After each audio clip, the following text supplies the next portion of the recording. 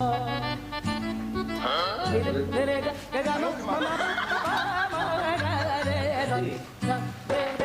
आज पूरे पता नहीं। अस्सलाम वालेकुम। सलाम। ठीक पकड़े था खैर आए तो बुजुर्ग जितना मिला नहीं मिला ब्याह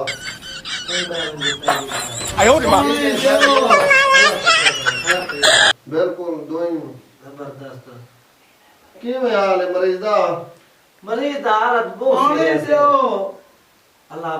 बाप पे बेहतर करे सी अल्लाह धोख है चंगे अच्छा कितना दिन गया बे ये मुल्तान गिर गया से उन्हें आके अल्लाह इलाज करते ने शुक्र है मुल्तान देओ कैसे खाना पीना खाना पीना कशे काने सीरियस है कोई शय काने खाना पीना बहुत चंगी गाल है सही दीदार बीमार है बहुत चंगी गाल है ये सही मरीज दा हाल पुछण आया बैठे मरीज सारे आखरी दे विच ओ दे चंगी गाल है सही की गाल पानी देओ यार अच्छा सही खैर दे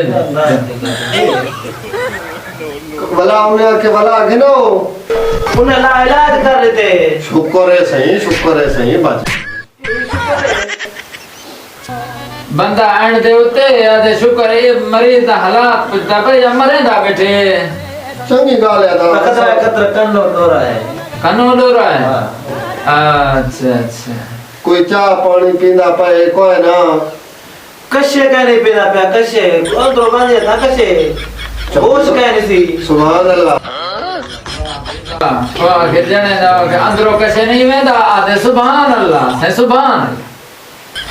मैं कोई तो मरीज पूछा रे दिया तो आपको तकलीफ है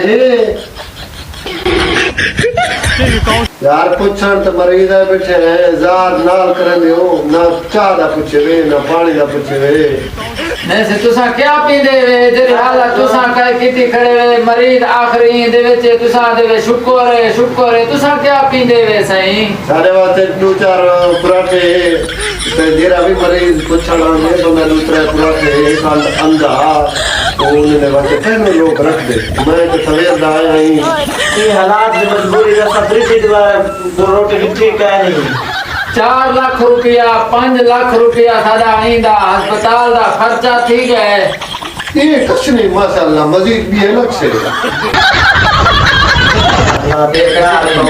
उधार आजकल इंच देंदा कोई नहीं इन के कच्चे कहे ठीक थी वैसे ये हाल ला है अल्लाह पाक को जुदा बुलदा कर देता औखा है हां इन हालात सिरो ना साधन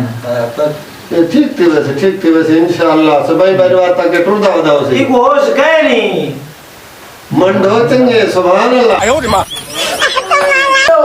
फिर कायद आप थे वो कैसे मंगदा पाए ता जहर दो जहर जल्दी पिला यार जल्दी पिला जो आप वो अपने होश से कहे नहीं जहर दो सो मंगदा पाए पानी उडे वैसे अरे एक पानी दी पई खड़ी ने ये मरीज मैं को लगदा ही में ए मरीज पूछा नहीं है मारण किते आया बेटा पूछया मरीज